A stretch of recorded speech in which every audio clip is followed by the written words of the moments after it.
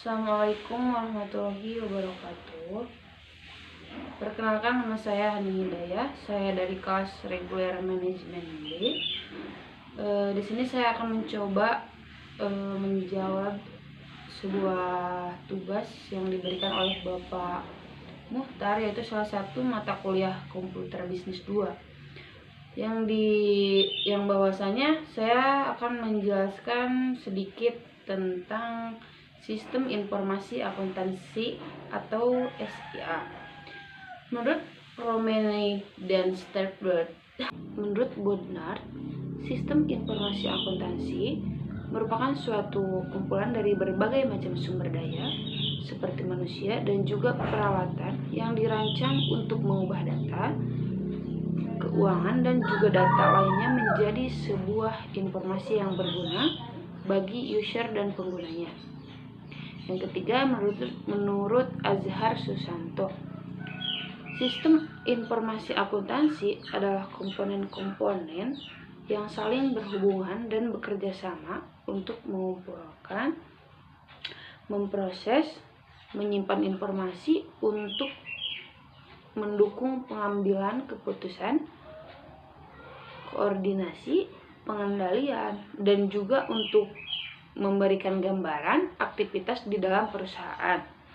Yang keempat, menurut Nurzaina Mayasari, sistem informasi akuntansi adalah suatu sistem yang menyediakan data kepada pengelola organisasi.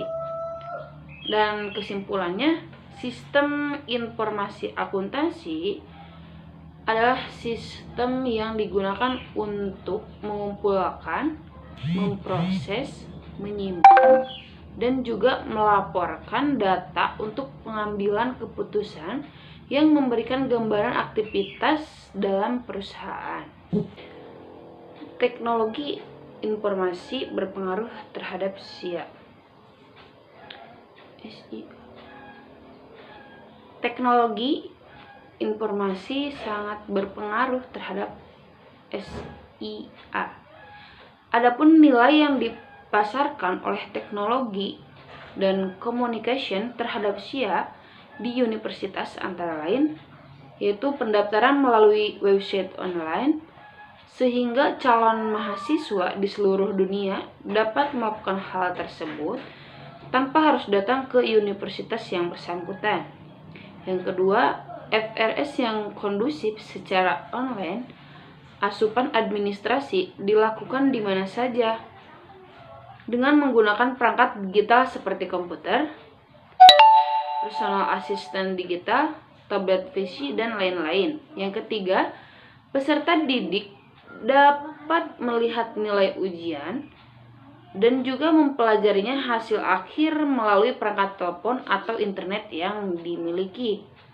Yang keempat, kelas manajemen mulai dari alokasi mata kuliah, dosen dan instruktur, hingga ketidakhadiran siswa dilakukan secara otomatis dengan menggunakan aplikasi khusus.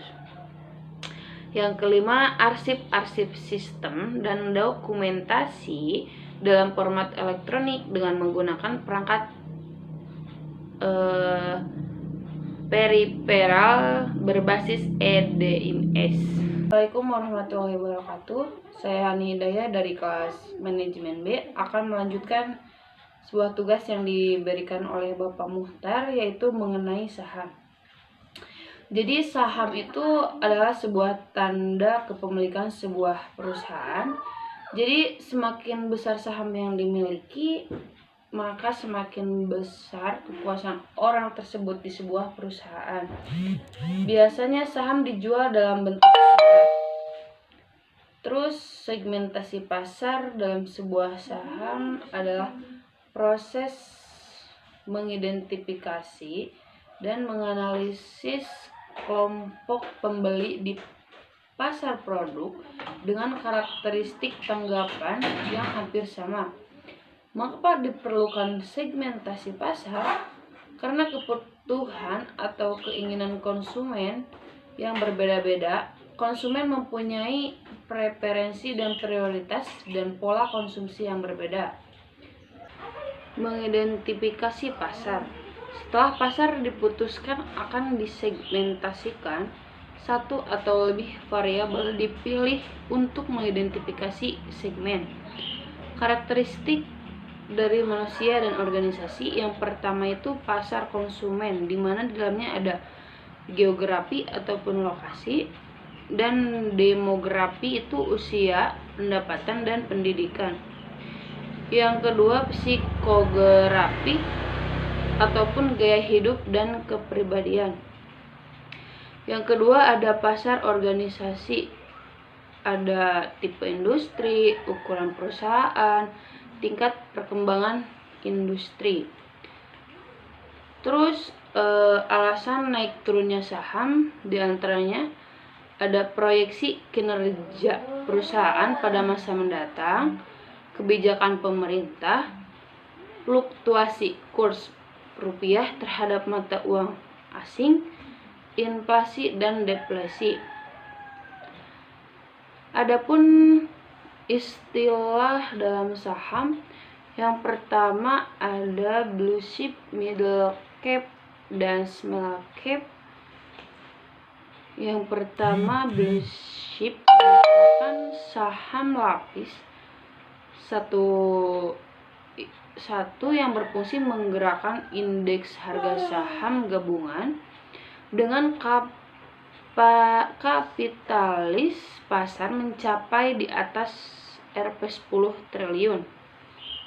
Saham blue chip umumnya memiliki harga tinggi, volatilitas cenderung rendah, dan memiliki fundamental perusahaan yang kuat. Middle chip merupakan saham lapis kedua dengan kapitalisasi pasar antara 500 miliar sampai dengan 10 triliun. Kedua ada bullish. Bullish merupakan kecenderungan harga saham untuk bergerak naik dalam periode tertentu. Sementara bearish merupakan lawan kata bullish atau kecenderungan saham mengalami penurunan. Yang ketiga, profit taking, cut loss, dan stop loss. Taking profit merupakan aksi ambil untung para investor dengan cara menjual seluruh atau sebagian saham di saat harganya lebih tinggi daripada harga belinya. Terus cut loss merupakan upaya yang dilakukan investor untuk membatasi kerugian dengan cara menjual saham karena harga saham bergerak berlawanan. Stop loss merupakan teknik memasang order yang dibaca otomatis oleh sistem saat posisi harga sahamnya menyentuh level tertentu. Yang keempat yaitu ada IPO, listing dan delisting, di mana IPO adalah initial public offering atau yang dikenal dengan penawaran perdana saham, di mana perusahaan pertama kalinya mencatatkan perusahaannya di bursa efek. Listing adalah pencatatan perusahaan di papan pencatatan bursa, sedangkan delisting merupakan penghapusan pencatatan di papan bursa. Yang terakhir ada buyback, yaitu kegiatan membeli kembali saham-saham yang beredar di publik oleh emiten atau perusahaan yang menerbitkan saham tersebut. Mungkin hanya itu yang dapat saya sampaikan mengenai saham, walaupun masih banyak kekurangan. Saya mohon maaf. Wabillahi taufiq wal hidayah. Wassalamualaikum warahmatullahi wabarakatuh. Assalamualaikum warahmatullahi wabarakatuh. Di sini saya Hani Hidayah dari kelas manajemen B. Saya akan mencoba mengerjakan sebuah tugas yang diberikan oleh Bapak Muhtar, yaitu cara membuat akun dari sebuah aplikasi yang diantaranya ada RTI Business, Neo Hot Mobile, dan Stopit. Selanjutnya saya akan menjelaskan ataupun memperlihatkan ya cara membuat akun dalam ketiga aplikasi tersebut. Di sini saya akan mencoba membuat akun dari RTI Business ya teman-teman. Jadi tinggal klik ini register. Mohon maaf sinyal di saya kurang bagus, jadi tinggal masukin email, tinggal masukin password,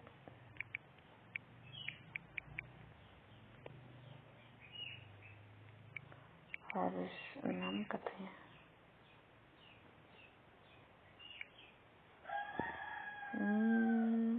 Harus yang file.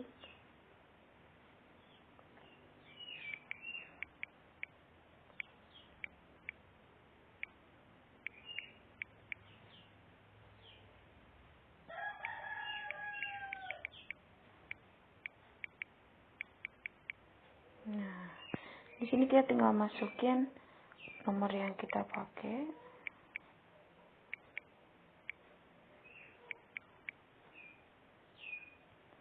Register deh.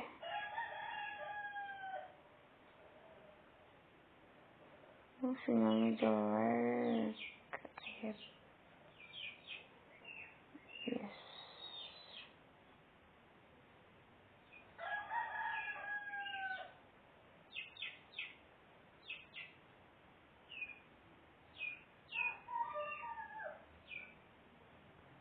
Tinggal nunggu.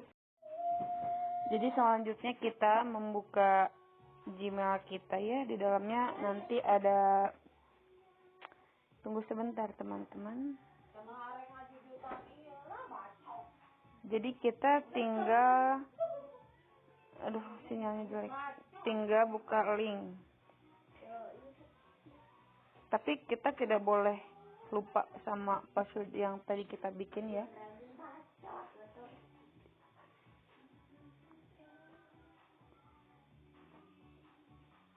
Kita tinggal tunggu.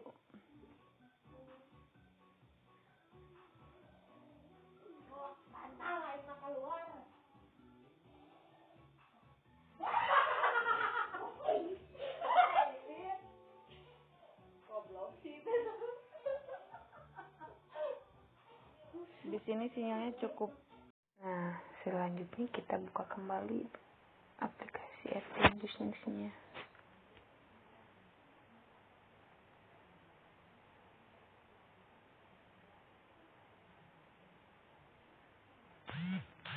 Terus kita ke login.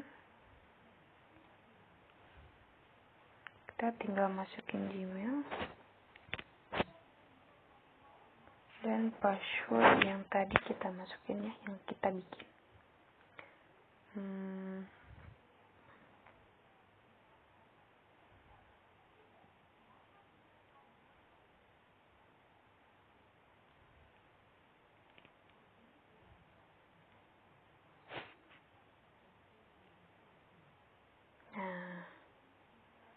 ini jadi kita udah masuk ya ke akun saya. Jadi ini sudah bikin akun. Udah begitu, terima kasih. Nah teman-teman, yang kedua kita akan bikin akun dari Stockbit ya. Stockbit teman-teman. Jadi seperti ini. Terus kita tekan daftar. Kita tinggal masukin dengan Google aja, dengan Google yang kita pakai. Nah, saya kan udah punya akun sendiri, punya Google sendiri. Jadi tinggal tekan aja.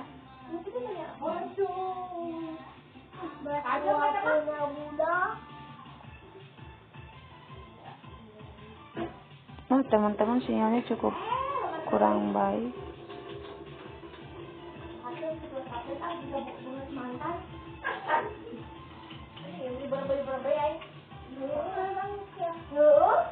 Nah, kita tinggal tunggu ya teman-teman. Nah, di sini kita kan udah ada nama username. Jadi kita tinggal selanjutnya kasih password sesusah mungkin biar orang lain tidak mengetahui passwordnya.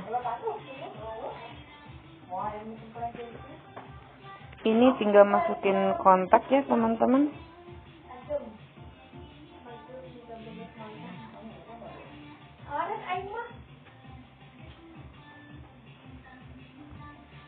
Selanjutnya, jadi kita menunggu verifikasi.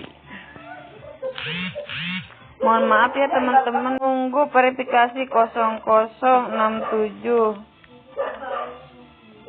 Jadi tinggal tekan selanjutnya teman-teman. Nah, jadi kita bisa pakai sidik jari. Saya mau pakai sidik jari ya.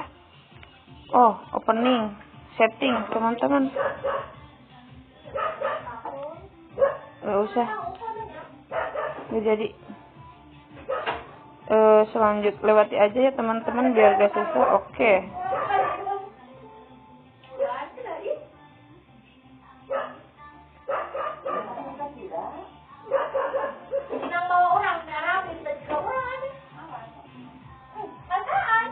Nah, jadi ini kita udah jadi ya teman-teman buat bikin akun dari Stockbit. Mungkin hanya itu yang dapat saya jelaskan mengenai bagaimana cara membuat akun dalam sebuah aplikasi yang disuruh oleh Bapak. Mohon maaf bila ada kekurangan.